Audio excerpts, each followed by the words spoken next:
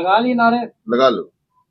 Bharatiya Samaj party जिंदाबाद, माननीय ओम प्रकाश राजभर, माननीय ओम प्रकाश राजभर, भारतीय समाज पार्टी। देखिए, जब समाज ठगा हुआ महसूस करता है, समाज के साथ जब धोखा होता है तो वो अपने रास्ते बदल लेते हैं।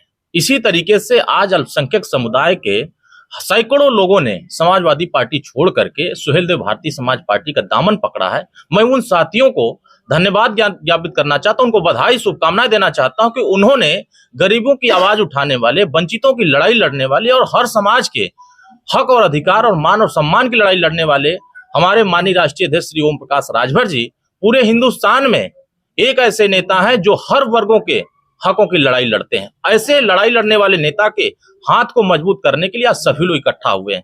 ये लोग बड़ी संख्या में समाजवादी पार्टी के साथ लंबे समय तक संघर्ष करते रहे। वहां नारा दिया जाता था कि 19%, 17% मुसलमान हमारे साथ रहेगा तो हम राजा बनते रहेंगे। ये लोग भी नारा लगाते थे, बहारो फूल बरसाओ तेरा महबूब आने वाला है। लेकिन महबूब 2-4 बार सरकार बनाया लेकिन महबूब नहीं आया। इसलिए इन लोगों ने अपनी लड़ाई लड़ने के लिए सुहेलदेव भारतीय समाज पार्टी का रास्ता चुना है।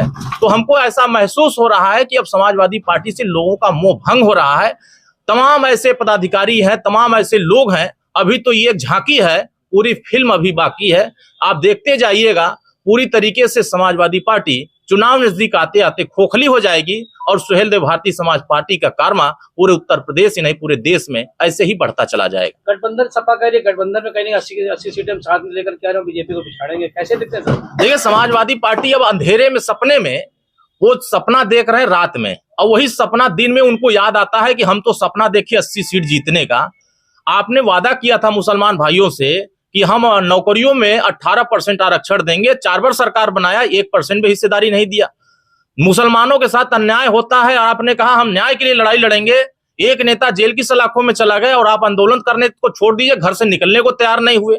तो फिर आप किसके हक की लड़ाई लड़ना चाहते हैं? पूरे उत्तर प्रदेश के लोग आज जिस तरीके से हमारी सरकार जो इस तरह काम कर रही है, माननीय ओम प्रकाश राजभर जी उनके लिए जिस तरह काम कर रहे हैं, तो लोगों को यह महसूस हो रहा है कि समाजवादी पार्टी धोखेबाज पार्टी है और वो सभी वर्गों को सिर्फ नाम लेकर के जोड़ते हैं, उनके लिए कुछ करना नहीं चाहते हैं। आज हालात ऐसे हैं कि आज माननीय मुख्यमंत्री जी ने उत्तर प्रदेश के उन युवाओं के, तमाम वर्गों के युवाओं की एक मंशा थी कि 3 वर्ष की आयु सीमा बढ़ाई जाए। माननीय ओम प्रकाश राजभर जी ने उन नौजवानों की बातों को गंभीरता से लेते हुए मुख्यमंत्री से मुलाकात करके आश्वासन दिलाया कि नहीं, इस काम को हम कराएंगे। और माननीय मुख्यमंत्री जी को धन्यवाद दूंगा, उनको आभार व्यक्त करूंगा कि उन्होंने नौजवानों के हितों को ध्यान में रखते हुए उन्होंने 3 वर्ष की आयु सीमा बढ़ाई और पुलिस की भर्ती में उनको भी मौका देने का अधिकार दिया। तो हमारी सरकार उस दिशा में काम कर रही है और हमारी पार्टी कभी भी शोषण और अन्याय के खिलाफ, बगावत का नाम ही सुहेलदेव भारतीय समाज पार्टी रखा गया है। और कहीं भी किसी भी साथी के साथ जुल्म होगा तो सुहेलदेव भारतीय समाज पार्टी उसके साथ खड़ी रहेगी। और समाजवादी पार्टी और चाहे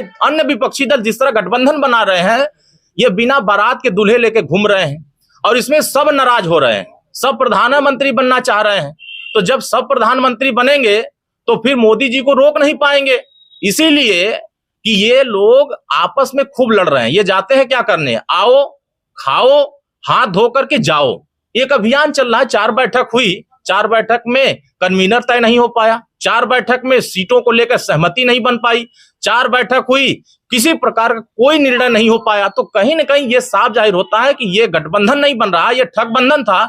ईडी, सीबीआई, आईटी के डर का ये बंधन बन रहा था, जो कि बैठक के बाद ये बंधन टूट जाता है। हाथ उठा करके, गले मिल करके फिर चले आते हैं और खाना खा के हाथ धो के चले आते हैं। उसके बाद इनका कोई निर्णय नहीं हो पाता है। इसीलिए सुहेलदेव भारतीय समाज पार्टी एनडीए के साथ है और मजबूती से हर वर्गों की रक्षा करने के लिए, देखिए बड़ी संख्या में बीजेपी भी मुसलमानों के हितों में बड़े काम कर रहे हैं, आवास बांट रहे हैं, शौचालय बांट रहे हैं, राशन बांट रहे हैं। तो कोई एक जाति को देखकर मैं डॉक्टर हकीम जावेद बड़े हर्षोल्लास के साथ, बहुत सोच विचार के हमारे जो साथी 100-150 लोग जो समाजवादी पार्टी से और विभिन्न पार्टियों से 1 to 1 तलाश दे करके छोड़ करके सुहेलदेव समाज पार्टी का दामन थाड़ने की जो वजह है, उन वजहों पर हम कुछ खास रोशनी डालेंगे। मोहतरम, किसी ने कहा था, एक हम हैं जो गैरों को भी कह देते हैं अपना, एक वो है जो अपनों को अपना नहीं कहते। मेरे दोस्तों, बुजुर्गों, मोहतरम, मेरे साथी, मेरे अजीज मोहतरम आली जनाब मोहतरम शफीक कुरैशी साहब, डॉक्टर जावेद साहब हमारे बीच में तशरीफ फरमा है, जो कि हमारे गार्जियन भी हैं। दोस्तों, आजादी के बाद से अगर हम बात करें 1951 से लेकर सन 2012 तक हमने 148 उत्तर प्रदेश में 148 विधायकों को चुन करके विभिन्न पार्टियों से विधानसभा भेजा। लेकिन बड़े अफसोस के साथ मैं कहना चाह रहा हूं कि लोग हमको सिर्फ चुनाव के वक्त याद करते हैं, बाकी उन्हें याद करने का मौका नहीं मिलता। हम ठगे गए हैं, चाहे वो कांग्रेस हो, चाहे वो समाजवादी पार्टी हो, और चाहे वो बसपा हो। मेरे दोस्तों और बुजुर्गों, किसी ने मेरे हक की बात तो दूर की है, लड़ाई तो दूर की बात है, बात करने को तैयार नहीं हुए। मुझे एक ऐसा मंच आली जनाब मोहतरम, मैं ओपी राजभर जी का धन्यवाद अदा करता हूं, आली जनाब मोहतरम इजहार अली साहब का धन्यवाद अदा करता हूं कि एक ऐसा मंच दिया मुझे जहां पर हम अल्पसंख्यक भाइयों की आवाज को उठाएंगे ही नहीं, बुलंद करके उनको पूरा करने की भी कोशिश जारी रखे हुए हैं। 2024 में किस तरह का जो है आपका सहयोग रहेगा? 2024 में ऊपर वाले ने चाहा तो आप ये मान के चलिए कि हम उत्तर प्रदेश के अंदर समाजवादी पार्टी को जिस तरीके से धोखा दिया है, मैं उत्तर प्रदेश के अंदर समाजवादी पार्टी को खोखला करने का काम करूंगा। मैं डॉक्टर जावेद, मैं मुस्लिम फोरम का प्रदेश प्रवक्ता रहा और लगातार समाजवादी पार्टी में मैं पापा भी सक्रिय रहे, विधानसभा अध्यक्ष भी रहे महमूदाबाद के, और बाद में बीएसपी उन्होंने ज्वाइन की थी मुसलमानों की हमदर्दी को लेकर। तो मेरा एक सवाल है कि जुबान तो खोल, नजर तो मिला, जवाब तो दे, मैं कितनी बार लुटा हूं, हमें हिसाब तो दे। आज़ादी के बाद जब आज़ाद हुआ था, मुसलमान 35% नौकरी में था, आज 1% बचा है, जिसके जिम्मेदार कांग्रेस और सपा ही सिर्फ है। जब मुसलमान 90% वोट देकर समाजवादी पार्टी को मुख्यमंत्री 4 बार बनाता है, तब अखिलेश यादव 1535 स्थानों में सिर्फ यादों दिखाई देते हैं, तब लगता है सिर्फ यादों की पार्टी है, मुसलमानों को भूल जाते हैं। मुलायम सिंह जी ने 5000 नौकरी देकर मुसलमानों का ठेका ले लिया था, लेकिन उसके बाद से अखिलेश यादव ने आजम खान जैसा नेता, उनका कद्दावर नेता जेल में सड़ रहा है और सड़ता जा रहा है, उसके लिए बोलना भी उचित नहीं समझते हैं कि मुसलमानों की हम आवाज उठाएंगे, कहीं हमारा हिंदू और न खसक जाए।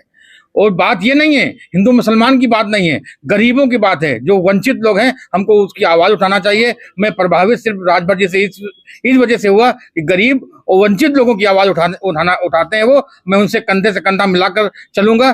गरीब, मजलूम, हिंदू मुस्लिम कोई भी हो, अगर वो गरीब है, मजलूम है, उसकी आवाज उठाना, ये हमारे हुज़ूर पाक सल्लल्लाहु अलैहि वसल्लम ने भी बताया है कि मजबूत बनो और गरीबों के लिए आवाज उठाओ। इसलिए मैं राजभर जी के साथ आया हूं और तन मन धन के साथ आया हूं और ताज़ जिंदगी उनके साथ रहूंगा, कि उन्होंने हमेशा गरीबों के लिए आवाज उठाई है।